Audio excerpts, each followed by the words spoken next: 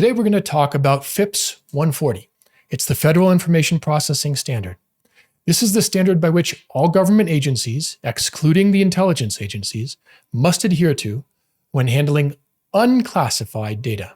And by extension, companies that hold government data, such as SaaS providers, contractors, subcontractors, and others, and anyone else who adheres to the FIPS standard, such as often the finance industries, the health industries, for at least some of their data. So what is FIPS? Okay, FIPS is a large standard. It covers a lot of things, security related. FIPS 140 specifically covers cryptographic security, and FIPS 140 Annex A, which is what we're going to focus on here, provides a list of approved cryptographic modules, by which I mean, generally speaking, algorithms and their parameters, such as key sizes. So if we look at the landscape of cryptography that's actually in use worldwide, we find that the tools people are using to secure their communications and their data are almost unchanged from 25 years ago. And there's one simple reason. Everyone has been trained to wait for something to become a cryptographic standard before using it. In the US, that standard is FIPS 140 Annex A. And look, the idea that we have standards to let us know what has been vetted and what's good for security is a really good thing. There's a lot of snake oil cryptography floating around made by people who don't even know that what they built is terrible. We need a way to counter the garbage. So ideally, the cryptography community would regularly rally together to nominate and vote on the currently most secure, most efficient, safe algorithms, and perhaps even endorse specific, well-made implementations. And there have been efforts like this. They tend to not get very far, though. These would then be subject to extra scrutiny and attacks for some period, and the ones still standing would get added to the list of trusted modules. But unfortunately, that just isn't how things work. FIPS is produced and maintained by the National Institute of Standards in the United States, NIST. It's a government agency with its own bureaucratic processes, limitations, and constraints. There are some great folks working there, and I've chatted with some of them at cryptography courses. They're at cryptography conferences. They're good people. But despite those good people, FIPS 140, or Annex A at least, is like a stone tablet from biblical times. The Annex A list of approved modules has hardly changed in decades. The original FIPS 140 was published in 1982. 12 years later, they updated it to FIPS 140-1, and 8 years after that, in 2002, they released FIPS 140-2. That one was the law of the land all the way until 2019, 17 years, when they finally published FIPS 140-3. So if we look at the families of algorithms in 142 and 140-3, what changed between them? The answer, essentially, is nothing. Okay, so AES, the Advanced Encryption Standard, was actually made the standard symmetric cipher in 2002 alongside triple DES. In 2019, those are still the only two approved symmetric ciphers, though they're finally belatedly phasing out triple DES over the next few years. For asymmetric public key ciphers, they've approved some specific parameters for elliptic curve cryptography and some specific key sizes for RSA cryptography. And that too is unchanged. Okay, to be fair, they have updated some of the specific allowed parameters, particularly for elliptic curves over time. They've changed the SHA algorithm allowed, and they've also changed guidance a bit on AES modes and key sizes over time by evolving these kind of substandards. But one thing they haven't done is to add anything innovative and new. Okay, today, encryption is widely used in generally transparent ways. From a user's perspective, HTTP and HTTPS look the same, right? Running with or without a VPN enabled generally looks the same. And an operating system running on top of an encrypted hard drive looks and acts almost exactly the same as an operating system running on top of an unencrypted hard drive. Cool, it gets out of our way. But absolutely none of these technologies do anything to secure stored data on a running system like a server. So one sad thing about cryptography is that most of the innovations in cryptography have struggled to reach escape velocity out of academia. Proxy re-encryption is a great example of this. It was first introduced in 1998. There have been literally thousands of academic papers on the subject. Yet, when we started Iron Core in 2015, no one had yet attempted to commercialize it. There's now 2 of us, and the other is focused on blockchain use cases. So the advent of blockchain has arguably been one of the best things to ever happen to the field of cryptography. It's generated a fire hose of capital chasing experts in the field and rewarding them and their companies for turning innovations in cryptography into real-world products. I'm often a skeptic about blockchain. As I see it, it's an ecosystem that's polluted with fraud and that suffers massive gaps between rhetoric and reality. It's also oftentimes just not the right tool for the job. But whatever your view of blockchain, it's driven a ton of investment, particularly into cryptography research, that will ultimately make it much easier to build private and secure systems, even ones that have nothing to do with blockchain at all. So many of the great innovations that have otherwise failed to make the leap from academia to industry, innovations like multi-party computations, zero-knowledge proofs, searchable encryption, fully homomorphic encryption, attribute-based encryption, they're all getting much more attention now. But their actual adoption remains hindered in the wider market because they and their underlying building blocks are totally absent from the standards. So before we dive into why the standards are fossilized, let's talk for a moment about the one thing that is forcing the standards to finally evolve: quantum computers. Rather than using bits that can be only either a 1 or a 0, these things use qubits, and they can simultaneously embody multiple values. And in theory, quantum computers with sufficient qubits could very quickly crack today's public key cryptography, particularly the elliptic curve and RSA cryptography algorithm families. And quantum computers do exist today, but scaling them up has proved to be a tremendous challenge, and as far as we know, no one has yet managed to do it. Okay, but the prospect of it, the prospect of a practical quantum computer of big enough scale has spurred a race for standards that would be more resistant to quantum computers as well as to traditional computers. NIST is currently holding a post-quantum cryptography, PQC, competition to settle on new algorithms to meet the threat. Ironically, many of the approaches have been less studied and less attacked, which makes their eventual security a lot less certain. But not that any security in cryptography is really guaranteed, right? We have lots of assumptions. The competition formally kicked off in 2017. It's about 5 years in now, and it continues.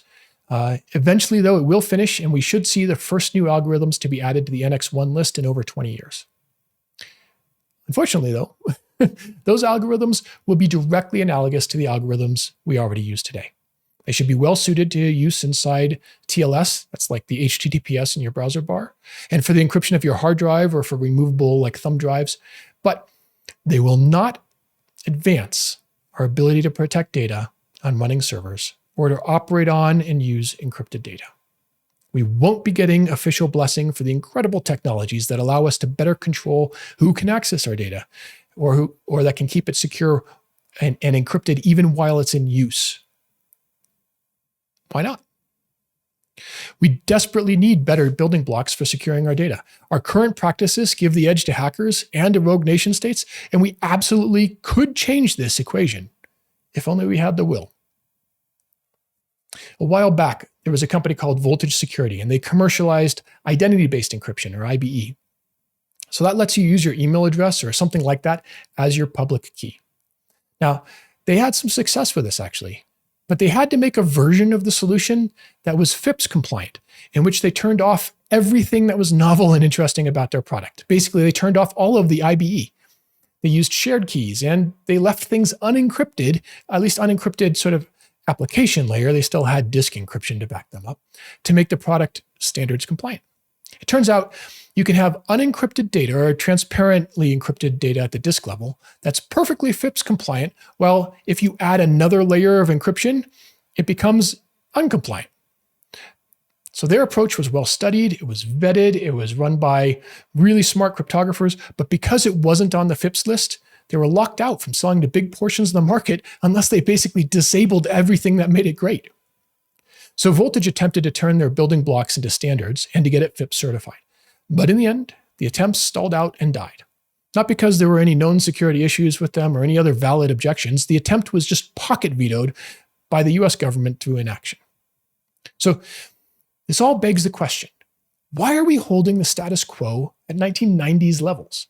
Is it just like entrenched conservatism or a feeling that what we have is good enough? Maybe it's a desire for simplicity, maybe just simply bureaucracy and funding challenges. And maybe any or all of these, but there's another possible explanation that's worth examining, at least briefly. So we know from the 2013 Snowden leaks that the US had a $250 million per year program called Bull Run, whose goal was to defeat encryption. Okay? The leaked budget request states that as part of their mission, they'll, quote, influence policies, standards, and specification for commercial public key technologies, end quote, to weaken them. They also said they would, quote, insert vulnerabilities into commercial encryption systems, IT systems, networks, and endpoint communications, and devices used by targets. And in at least one case, they seem to have succeeded. And that's the case of the pseudo-random number generator called dual ECDRBG. And whether they designed the flaws deliberately or just saw them and noticed them and opportunistically pushed them, dual ECDRBG was pushed into a standard by the NSA. And the NSA actually found great success in effectively backdooring huge swaths of infrastructure with this by adding that flawed random number generation algorithm to the standards and then pressuring companies like RSA and Microsoft and Cisco to use it and getting it widely used, Juniper also. With that context, a number of cryptographers went back to re-examine the existing standards, being now suspicious of everything else. Two researchers named Tanya Lang and Dan Bernstein created a thing called the Safe Curves Project to evaluate the security of the parameters used in widely adopted elliptic curves, including the recommended Fips curves. And stunningly, none of the Fips curves meet the safe criteria. It raised interesting and important questions about how NIST chose the specific curves and parameters that they blessed as standards. And the stated reasons that were given was efficiency. These are the most efficient choices, which makes everything about those standards kind of suspect because they were in no way the most efficient choices, nor things that you would logically come to as choices. So could the NSA have some way to exploit the Fips curves that the rest of us don't know? Is there a back door in P256 or for that matter in AES? The answer is we don't know. It's just suspicious, which is why I'll call this a perception problem with the standards. But it also makes me wonder, is the resistance to adding anything new to the Fips list because the new capabilities are less advantageous to US espionage capabilities? And remember, Fips 140 is a standard that applies only to unclassified data and to government agencies outside of the intelligence community. It's not what the CIA or the NSA use to secure their data. If those are the most secure and safe algorithms, it begs the question, why not use them for classified data too? Look, governments need to find a way to strike a balance. They want their citizens and corporations to have strong security, and at the same time, they want to be able to spy on rival countries. It's in their best interest, and in ours, if we're citizens of said country, to make things strong enough to stop other countries from breaking them, but weak enough for us to still be able to break, right? It's a fine line. It must be incredibly hard to find ways to accomplish it. I don't envy the task. But that sort of criteria would wash out a ton of cryptography.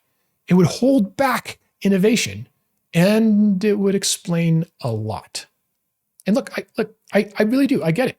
I expect the US government and others to work diligently at breaking and or undermining cryptographic techniques. It's their job if they're in the, business of surveillance. Hopefully not on their own people.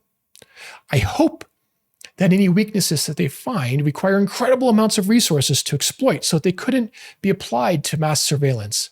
And I expect the need for secrecy would constrain the use of such tools and, one hopes, keep them out of the hands of those who would use them to spy on citizens or political rivals. But those are just hopes. There's no easy answers to hard questions. But here's what I believe.